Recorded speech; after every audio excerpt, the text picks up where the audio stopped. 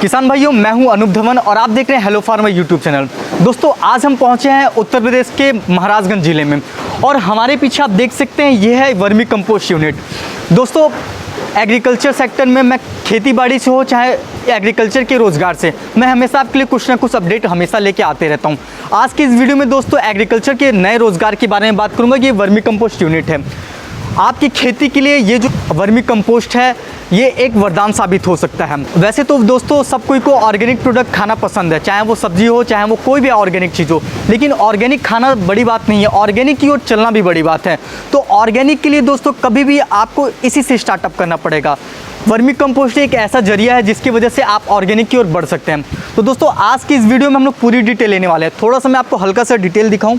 ये देखिए दोस्तों, ये है वर्मी कंपोस्ट और आप देख सकते हैं इसकी मेरे ख्याल से 2 बार पलटाई हो चुकी है।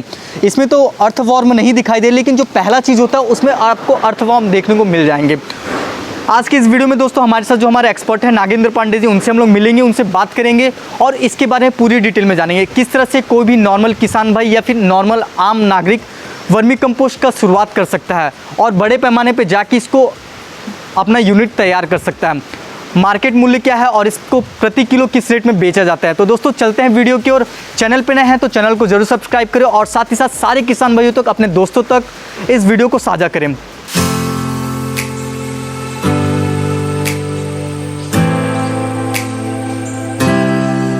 दोस्तों हमारे साथ जुड़ चुके हैं नागेंद्र पांडे जी। नागेंद्र पांडे जी के बारे में थोड़ा सा मैं आपको बता दूं, पहले ज्ञात करा दूं। नागेंद्र पांडे जी एक बीएससी एग्रीकल्चर के स्टूडेंट भी रह चुके हैं।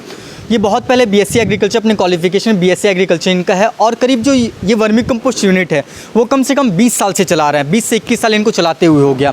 आज के टाइम में इनका जो प्लेटफॉर्म है पूरे पूर्वांचल में इनको जाना जा रहा है वर्मी कंपोस्ट के नाम पे ही। तो सर सबसे पहले तो हमारे चैनल में आपका स्वागत है। बहुत बहुत धन्यवाद। पकड़िए सर। सबसे पहले तो सर मैं ये जानूंगा कि वर्मी कंपोस्ट किसानों के लिए क्यों ज़रूरी है, इस बारे में आप क्या कहना चाहेंगे? देखिए, जो वर्मी कंपोस्ट है, ये जो केंचुआ जो होता है, केंचुआ कोई नया चीज़ नहीं है। यह पहले से कहा गया कि केंचुआ किसान का मित्र होता है। मिट्टी में जितने भी जीव होते हैं उसमें केंचुआ जो है सबसे प्रमुख जीव होता है। और केंचुआ को उसके गुण के कारण, उसके कार्य के कारण केंचुए को किसान का मित्र कहा गया है। हम लोग जो केमिकल फार्मिंग शुरू की है, रासायनिक खेती, और उसमें जो विभिन्न प्रकार के रसायनों का जब प्रयोग किया गया तो उससे जो हमारे मिट्टी के जीव जो होते हैं, माइक्रो ऑर्गेनिज्म होते हैं, वो धीरे धीरे कम होते गए। और जो मिट्टी के जीव होते हैं उसमें लगभग 65-70% अकेले केंचुआ होता है। वो उसकी संख्या घटती गई। मिट्टी में केंचुओं की संख्या घटते जाने के कारण हमारे मिट्टी में जो मिट्टी की जो प्राकृतिक संरचना होती है उसमें जो तत्व होते हैं वो घटते जा रहे हैं। इससे हमारी ज़मीन की जो उर्वरता होती है वो क्षीण होती जा रही है। हम केमिकल का प्रयोग करके उत्पादकता तो ले रहे हैं लेकिन उर्वरता नहीं ले, हमारी ज़मीन की गिरती जा रही है। तो अगर हमको ज़मीन को हमेशा उत्पादन योग्य बनाए रखना है तो हमको प्राकृतिक जीवों को संरक्षण करना होगा, मिट्टी के जीवों को संरक्षण करना होगा और उसमें केंचुओं का संरक्षण करना होगा, तभी हम ज़मीन की उत्पादकता, उर्वरता को टिकाऊ बना सकते हैं।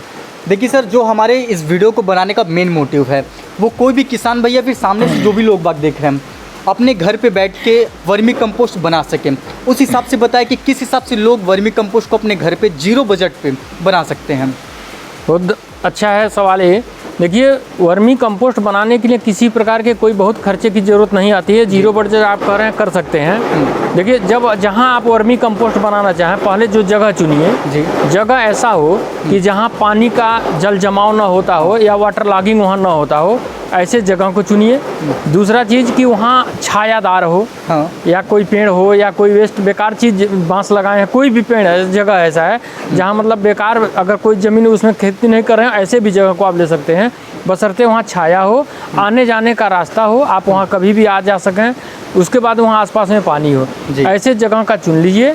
उस जगह को चुन करके आप वहाँ जो चीज़ है ज़मीन के ऊपर जो भी आपके कृषि, पशु, घरेलू अपशिष्ट पदार्थ हैं, आप उसको 1 फुट से 1.25 फीट के मोटाई में, ज़्यादा मोटा मत रखिए, उसको रख करके और उसमें जो है प्रति 2 कुंतल अपशिष्ट पर 1 किलोग्राम केंचुआ उसमें डाल दीजिए।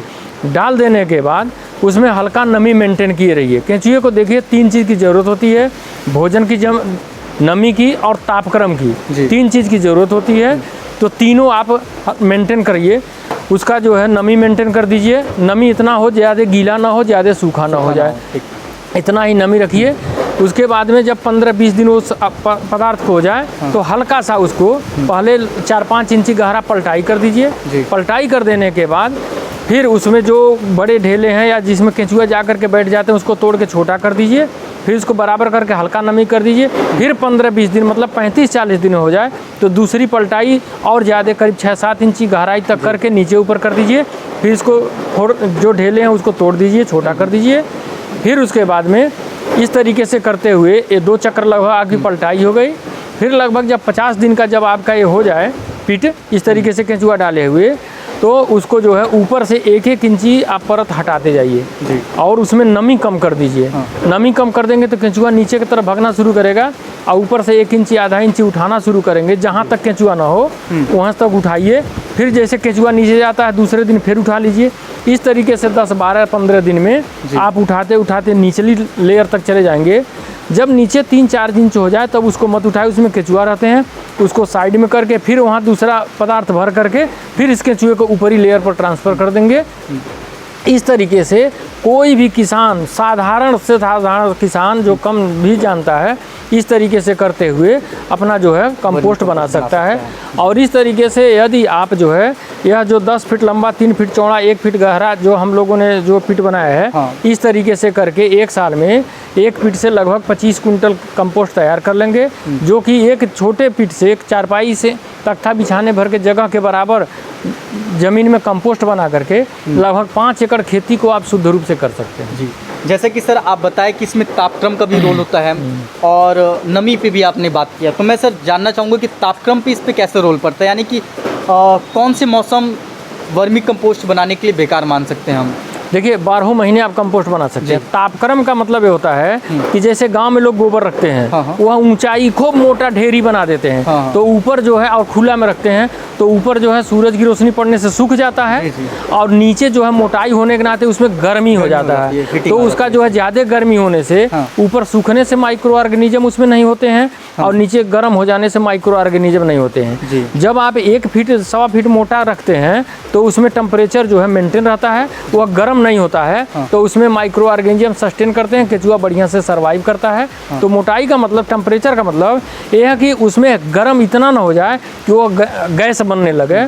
तो 1 फीट 1.25 फीट से मोटा नहीं, गर्म नहीं होता है और उसमें टेम्परेचर मेंटेन रहता है। अच्छा, और नमी जो है यही नमी चाहिए। हाँ, नमी इतना ही रहे कि जैसे आप उसको हाथ में लगाइए तो हाथ में आपके वह धूल टाइप ना हो जाए और उसमें गीला सूखापन न रहे, उसमें नमी रहे, ताकि केंचुआ जो है उसमें मूव गति करने में उसको दिक्कत ना होने पाए। अब सर एक और बात किसान भाइयों के मन में रहता है, किसान भाइयों क्या, मेरे भी मन में यही सवाल था जब मैं बीएससी एग्रीकल्चर जब नहीं पढ़ा तो उसके पहले मैं यही सोचता था कि भाई बरसात में जो केंचुए निकलते हैं उससे भी वर्मी कंपोस्ट खाद तैयार हो सकते हैं। तो सर इस पे आपका क्या कहना है? सर देखिए, केंचुआ के खाद बनाने के लिए जो आपको बताए, जैसे कि केंचुआ की कई प्रजातियां होती हैं। लगभग वर्ल्ड में 3600 प्रजातियां होती हैं। इंडिया में लगभग 360 प्रजातियां पाई जाती हैं। तो इनको रहने और खाने और भोजन के आधार पर इनकी अलग अलग कैटेगरी बनाई गई है। अब इसमें मोस्टली जो केंचुआ जो पालन के लिए जो होता है, तो जो एपिजैइक ग्रुप का एक केंचुआ है, ये आइसेनिया फेटिडा प्रजाति का, इसको लाल केंचुआ, रेड ऑरेंज भी कहते हैं।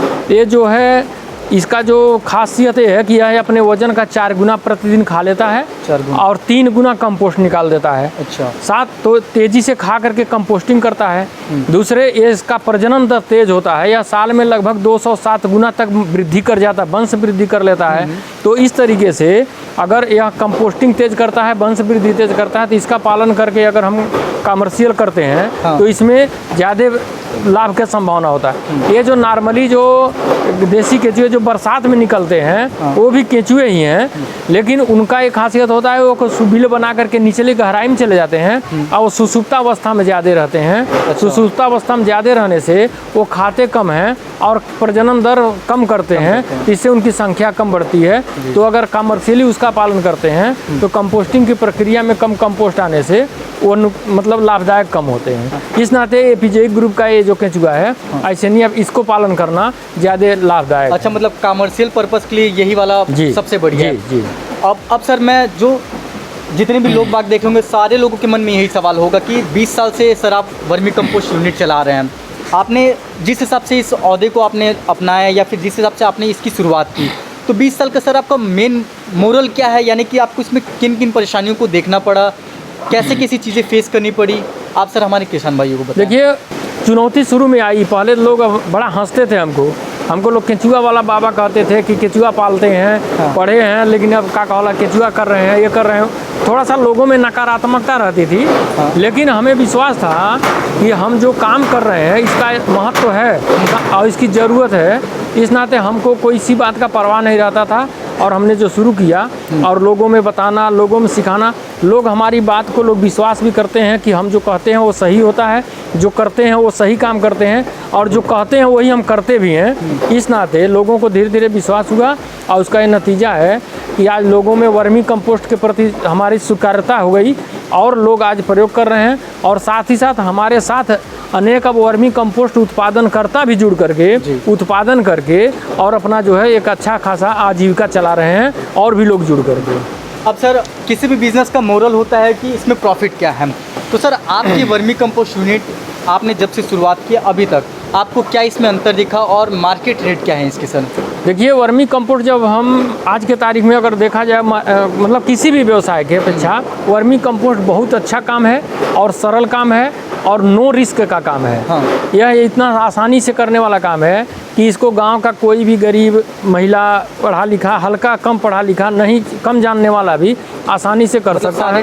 हाँ, कोई भी व्यक्ति कर सकता है। यह काम ऐसा काम है कि इस काम में कोई रिस्क नहीं है। वर्मी कंपोस्ट का काम होता है, इसमें किसी प्रकार का पावर का प्रयोग नहीं होता है। हाँ। किसी प्रकार का इसमें मशीनरी का प्रयोग नहीं होता है। तो जहाँ पावर और मशीनरी नहीं प्रयोग होता वहाँ एक्सीडेंट का नहीं डर होता है। हाँ। इसमें किसी प्रकार का चोरी का नहीं डर होता है। यहाँ सब खुला में पड़ा रहता है, कोई चोरी नहीं, कोई टेंशन नहीं। यहाँ जो भी तैयार होता है इसमें एक्सपायरी का प्रॉब्लम नहीं होता है। तो इस तरीके से तमाम प्रकार के ऐसे चीज़ें हैं कि जिससे वर्मी कंपोस्ट को काम करना जो है खेती के कृषि के सेक्टर में अन्य व्यवसाय की अपेक्षा बहुत अच्छा है और बहुत सरल है और इसका दिन प्रतिदिन लोगों में संभावना बढ़ रहा है। अब सर तो इसका मार्केट रेट क्या है? देखिए, मार्केट में तमाम प्रकार के लोगों का रेट है। हाँ। जैसे नॉर्मली जो प्रयोग अभी आप सर्च करिएगा नेट पर तो कोई 50 रुपया, कोई 40 रुपया, कोई 60 रुपया, कोई 100 रुपया किलो बेच रहा है। लेकिन हमारे यहाँ जो वर्मी कंपोस्ट का रेट है आमतौर पर यहाँ पर रखा जाता है 7 रुपया प्रति केजी के हिसाब से। 30 केजी के पैक में मतलब चाहे दिया जाता है और वह जो है 210 रुपया।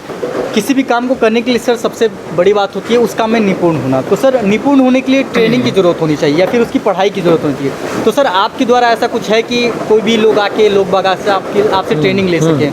देखिए, हम यहाँ वर्मी कंपोस्ट का काम कर रहे हैं और हमने मतलब यह जानकारी लोगों में बढ़े इस नाते यहाँ हमने एक पूरा ट्रेनिंग सेंटर, रिसर्च सेंटर बना दिया है। कोई भी किसान, कोई भी युवा, कोई उद्यमी, कोई भी छात्र, कोई भी व्यक्ति आकर के यहाँ कहीं से आकर के हमारे यहाँ निःशुल्क पूरी जानकारी रह करके, चाहे वो प्रैक्टिकल सीखना चाहे, चाहे वो थियरी सीखना चाहे, वो आराम से सीख सकता है।